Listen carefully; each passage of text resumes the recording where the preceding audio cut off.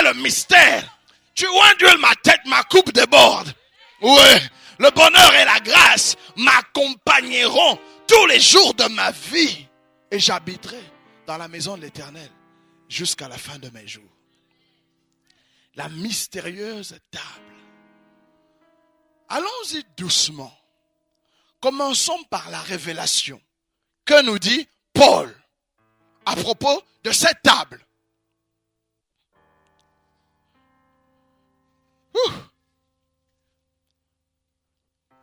1 Corinthiens chapitre 11. Ne rêvez pas, ce n'est pas un service de Sainte Seine que nous faisons. Nous faisons plutôt quelque chose qui va aller jusqu'à la fondation du monde. Vous allez comprendre que l'enseignement d'hier sur le mystère du visage, sur la face de Abel. Au fait, Abel, ce qu'il avait fait, il avait perçu le mystère de l'agneau et du sang. Quand il a vu ça, c'est ce qui a dégagé la lumière sur son visage. Donc, ceci n'est pas un message à part. Au fait, le domaine de la vraie prière et de la vraie foi passe par la révélation du mystère de la chair et du sang de Jésus. Quand tu perçois cela et que ça devient pour toi un sacrifice, le seul que Dieu agrée, c'est alors que ton visage devient tout autre. Alléluia. Donc, avant de lire 1 Corinthiens, je vous invite, selon le psaume 50, écoutez la déclaration du psaume 50. On sera obligé de lire.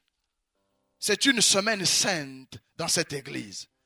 Vous êtes là dans psaume 50? Gloire à l'agneau de Dieu. Tout le monde y est? Je lis. Psaume d'Asaph. Dieu l'Éternel, parle et fait quoi? Convoque la terre. Depuis le soleil levant jusqu'au soleil couchant. D'où il est fait? On dit, de Sion, beauté parfaite, Dieu fait quoi? Resplendit. Il vient, notre Dieu. Il ne reste pas en silence. Devant lui, un feu dévorant. Autour de lui, une violente tempête. Il crie vers les cieux en haut et vers la terre pour juger son peuple. Qu'est-ce qu'il dit au verset 5?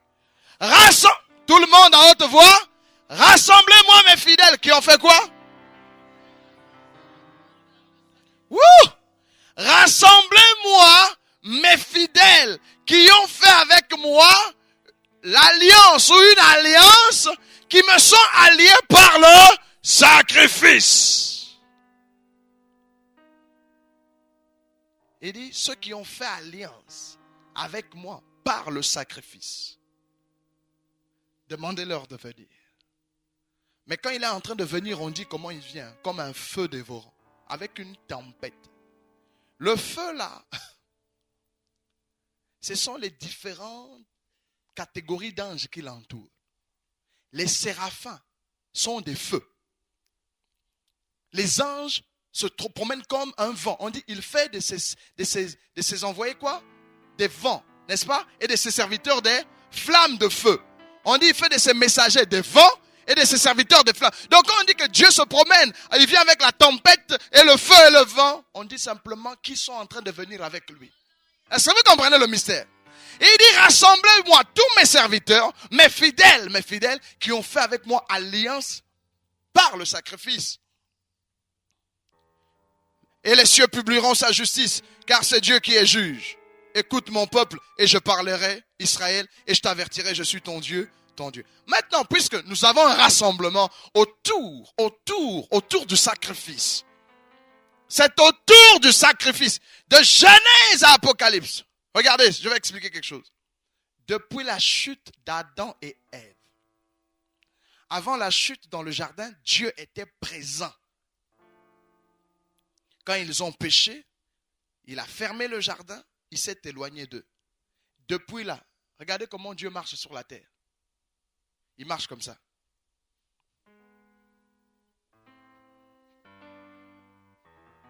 Dieu ne passe que sur les autels. Vous savez ce qu'on appelle un autel, non? Là, on fait le sacrifice. Depuis là, Dieu circule comme ça. sur celui d'Abel, sur celui de Noé, sur celui d'Abraham. C'est là, vous voyez, depuis Abraham et tous, ils élevaient des autels, des autels. Chaque fois qu'ils avaient une rencontre avec Dieu, autel. Dieu circule sur des autels. Jusqu'à la croix, il est venu. La croix était l'accomplissement de tous les autels sur lesquels Dieu montait. Vous êtes là? Depuis le péché d'Adam et Ève, Dieu n'a marché que sur les autels. Voilà pourquoi Israël ne faisait qu'offrir des sacrifices et des sacrifices. Sans sacrifice, Dieu n'est pas là. Est-ce que vous entrez dans le mystère? Maintenant, l'apôtre Paul, ayant perçu ces choses, parlons de 1, la révélation. 1 Corinthiens, chapitre 11. Vous pouvez noter. Versets 23 à 29. Écoutez ce que dit l'apôtre Paul. Avant que je ne lise, maintenant regardez ce que je fais. Regardez ce que je fais. Toute réalité spirituelle a un corollaire matériel. Tout est parallèle. Le monde spirituel n'a sa manifestation que dans le monde matériel physique. Et le physique est toujours l'image de l'invisible. Ça va?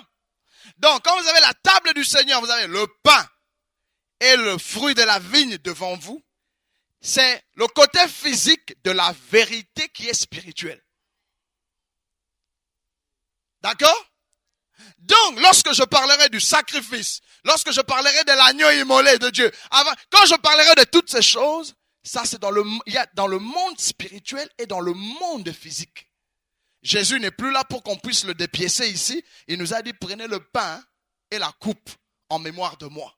Donc, ceci, avant la prière, c'est un jus et un bout de pain sans levain. Mais après la prière, parce que tout est sanctifié par la parole, rendu saint, c'est ça qu'on appelle sanctifié. Tout est rendu saint par la parole et par la prière. Une fois que la parole est révélée, que la prière est faite, ceci est sanctifié. C'est nettement la chair et le sang du Seigneur. C'est pas comme. Si tu dis c'est comme, c'est que toi-même tu ne peux pas croire à tes propres prières. Parce que la parole et la prière rendent les choses matérielles. La parole a un pouvoir d'appeler en existence les choses. Et la prière, le but de la prière, c'est que la gloire de Dieu, la lumière de la face de Dieu se reflète sur la personne qui prie. Et c'est par cette gloire, cette lumière-là, que les choses par la parole se font chères. C'est là quand Dieu crée le monde, la première des choses qu'il déclare, que la lumière soit. Car c'est la lumière sur la face de celui qui prie et qui croit, qui fait que la parole ait de la puissance pour la matérialisation. Ça va? Ok. 1 Corinthiens, Paul dit, car, verset 23, j'ai reçu du Seigneur ce que je vous ai enseigné. C'est que le Seigneur Jésus, dans la nuit, il fut livré. Pris quoi? On a dit quoi? Du? Est-ce qu'on a dit il a pris sa chair? Est-ce qu'on a dit il a pris son corps? On dit bien du pain. Donc avant la prière, c'est du pain. C'est justement et simplement du pain. Et après avoir rendu grâce, le rompit et dit quoi maintenant? Ceci est mon corps. Vous voyez ce que l'apôtre Paul révèle? Il dit, avant la prière, c'était du pain. Mais après la prière, c'est le corps. Dites cela après moi. Avant la prière, c'est du pain. Après la prière, c'est le corps. C'est la révélation mystérieuse. Car tout est sanctifié, rendu saint, comme appartenant à Dieu après la parole et la prière. Ceci est mon corps qui est rompu pour vous. Faites ceci en mémoire de moi. Verset 25. De même, après avoir soupé, il prit quoi? Il prit la coupe. On n'a pas dit il a pris du sang. On dit il a pris la coupe contenant le fruit de la vigne. et dit, cette coupe est la nouvelle alliance en mon sang. Ce n'est pas à peu près. Il dit en mon sang. Faites ceci en mémoire de moi toutes les fois que vous en... Verset 26. Qu'est-ce qu'on dit maintenant? Car toutes les fois que vous mangez ce pain et que vous buvez cette coupe, vous faites quoi? Vous annoncez la mort du Seigneur. Regardez, je vais vous poser une question. Jésus est ressuscité. Pourquoi on n'annonce pas sa résurrection? Et on doit continuer à annoncer sa mort. Ça doit être un mystère. On aurait dû nous dire, nous annonçons sa résurrection. Si Jésus était resté dans le tombeau, c'est vrai, on aurait pu penser à sa mort. En disant, oh, notre Seigneur, quand il était là. Mais comment le type est ressuscité et on insiste sur sa mort? Ça doit être une confusion. On dit, on aurait dû nous dire, comme il est mort et qu'il est dans le tombeau, nous sommes en train d'annoncer sa mort jusqu'à ce qu'il ressuscite. Mais il est déjà ressuscité. Maintenant, on nous dit plutôt que nous annonçons sa mort jusqu'à ce qu'il vienne. Pourquoi on n'insiste pas sur la résurrection? Il y a un problème avec l'Église. Le problème de l'Église est que l'Église a appris à célébrer la résurrection en oubliant la mort du Seigneur. Or, l'apôtre Paul, dans tout son enseignement, insiste sur... Il montre l'aspect positif de la résurrection. Mais le mystère est plutôt dans la mort du Seigneur. Vous devez comprendre la force de la mort du Seigneur. C'est la mort du Seigneur qui est le mystère. Sa résurrection, normalement, est normale. Il est Dieu. Mais que Dieu meure, c'est ça le plus compliqué. Vous êtes là? Vous êtes là, hein? Ok, on vient. Écoutez attentivement. Et pourquoi Paul ne parle pas, pourquoi il n'a pas dit, nous célébrons sa résurrection jusqu'à ce qu'il vienne? Il dit, nous annonçons la mort jusqu'à ce qu'il vienne. Quel rapport y a-t-il à ce que l'Église, pourquoi l'Église doit continuer à annoncer la mort du Seigneur? Pourquoi on ne va pas crier qu'il est ressuscité? La résurrection est bonne pour les croyants. Mais par rapport aux entités, ce qu'il faut leur présenter, ce n'est pas la résurrection, c'est la mort. Parce que la Bible dit dans Corinthiens, si les princes de ténèbres avaient su, ils n'allaient pas crucifier le Seigneur de gloire. Donc, ce qui dérange le diable tellement, ce n'est pas la résurrection du Seigneur, c'est la mort. Parce que la mort du Seigneur cache un mystère. Oh! C'est pas la résurrection est pour l'espérance. Mais entre toi et Dieu, le commencement de ta vie chrétienne, ça n'a jamais été la résurrection du Seigneur. C'est la mort du Seigneur. Aussi longtemps que tes yeux ne se sont pas ouverts sur la mort, le diable va te battre. C'est pour cela l'apôtre Paul dit, la vie agit en vous, mais la mort du Seigneur agit en nous. L'homme de Dieu, c'est lui qui est le porteur de la mort du Seigneur. C'est comme ça qu'Israël a ramassé les ossements de Joseph. Moïse a ramassé Joseph mort. Et il les a accompagnés pendant toute l'époque. 400 ans en Égypte. Ils ont traversé la mer Rouge. Qu'est-ce que ce cercueil-là va faire? C'est la mort que nous devons brandir face au diable. C'est pour cela qu'on dit qu'ils l'ont vaincu à cause du sang. S'il y a le sang, c'est qu'il est mort. Est-ce que vous comprenez le mystère? Ceci est votre victoire. La résurrection est une espérance. D'abord, la résurrection n'est pas encore pleinement en nous. Parce que nous sommes encore de fois malades. Notre chair a encore des problèmes. La résurrection, c'est une espérance. Lorsque Jésus reviendra. Mais pour l'instant, la chose que nous annonçons, c'est la mort. Quand quelqu'un a vu la mort du Seigneur, il ne peut que se convertir. Si vous lui parlez de tous les effets, oh non, tu vas guérir, tu vas bénir, tout ça, le type ne voit rien. L'Église a comme mission de brandir la mort du Seigneur. Brandissez la mort contre le diable. Brandissez la mort contre les autorités. Brandissez la mort du Seigneur contre les principautés. C'est ce qui les effraie. Notre louange, notre joie, c'est dans notre communion avec Dieu. Mais face à l'adversité, Moïse a fait les miracles. Est-ce que Pharaon a écouté? Le jour où on a brandi la mort de l'agneau, l'Égypte a été frappée en même temps. Les miracles n'ont pas effrayé Pharaon. C'est pas ça que tu as gagné. Tu roules une belle voiture, ça n'effraie pas le diable. Tu as des enfants, tu t'es marié, ça n'effraie pas le diable. Tu as eu le diplôme, ça n'effraie pas le diable. Tu parles la langue, ça n'effraie pas. Mais quand tu brandis la mort, c'est là qu'ils ont été dépouillés. C'est là qu'ils ont été détruits. C'est là. On nous dit quand vous mangez ceci, vous annoncez sa mort. Allez comprendre. Pourquoi Paul a vu Jésus pas mort, hein? Il a vu Jésus ressuscité. Mais pourquoi il s'acharne à dire, tout ce que moi j'ai voulu savoir quand je suis venu au milieu de vous, c'est Jésus-Christ crucifié. Pourquoi il insiste? Paul n'était pas là à la crucifixion. Lui, il a vu le Seigneur de gloire ressuscité dans sa... Mais pourquoi Paul était un prédicateur de la croix et non de celui du trône?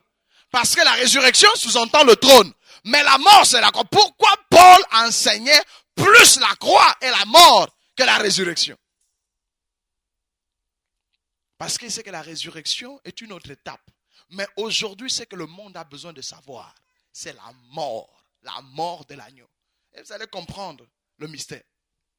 Donc, l'apôtre insiste, il dit, il conclut. Cette partie-là, il dit, car toutes les fois que vous mangez ce pain et que vous buvez cette coupe, vous annoncez la mort du Seigneur. Maintenant, je vais vous poser une question. Est-ce que nous faisons la Sainte Seine dans les rues? La Sainte Seine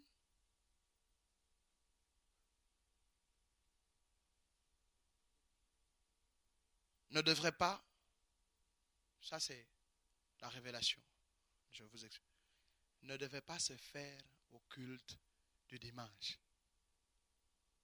Pourquoi? Parce qu'il y a des païens et des gens qui ne comprennent rien. La Sainte Seine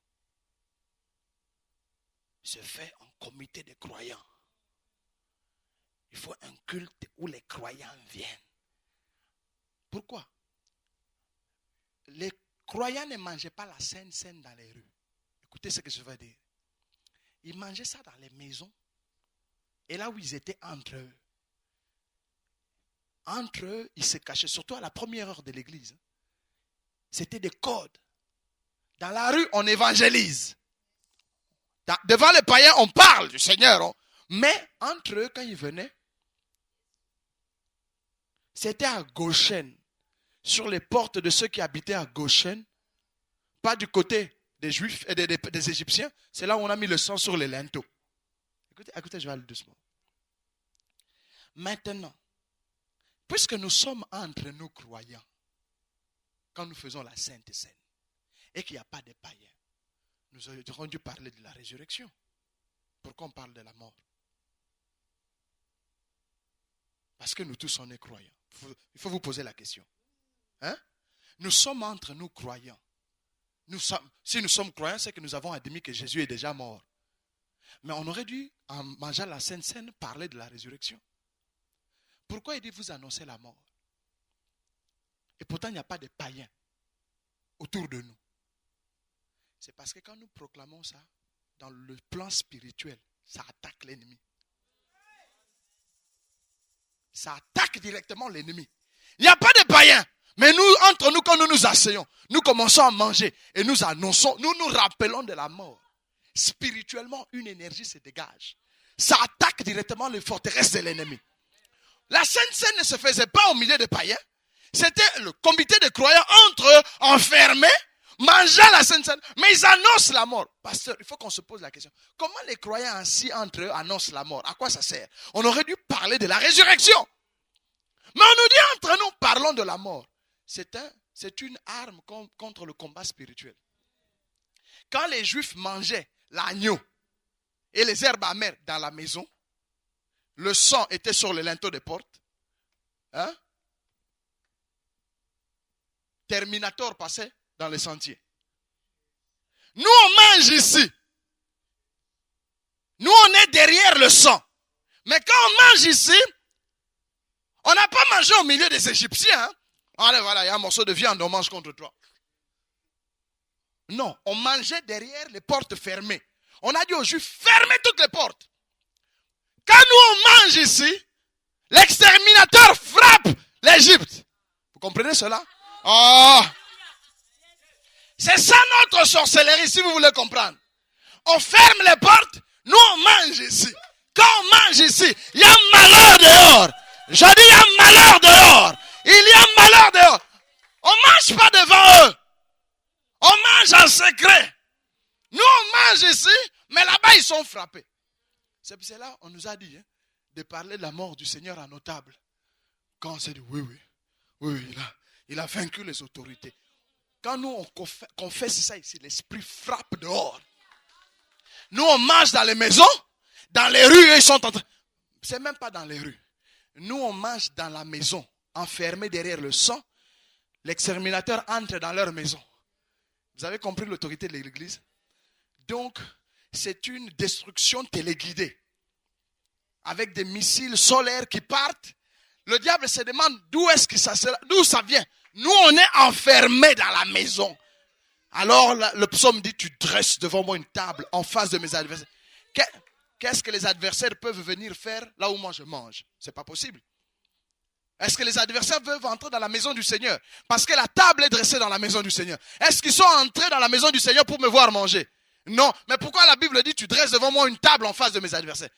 Ils ne sont pas devant moi, ils sont de l'autre côté. Mais quand moi je mange ici, je mange contre eux. Quand je bois ici, je bois contre eux. Je n'ai pas besoin d'aller les combattre. Moi je mange ici, l'exterminateur passe dans leur camp. Ah, est-ce que vous êtes là? Est-ce que vous êtes là? Paul révèle ça.